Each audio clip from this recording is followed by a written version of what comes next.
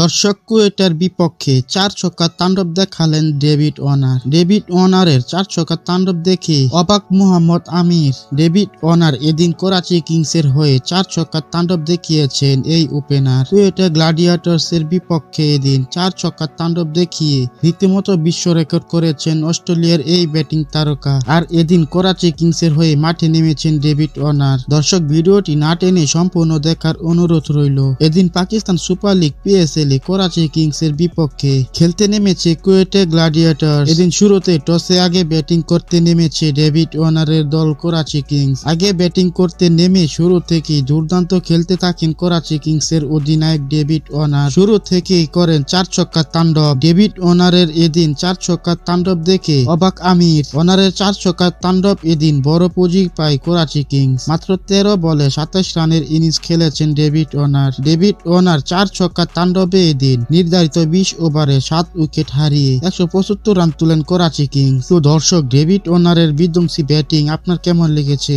তা কমেন্ট করে জানিয়ে দিন।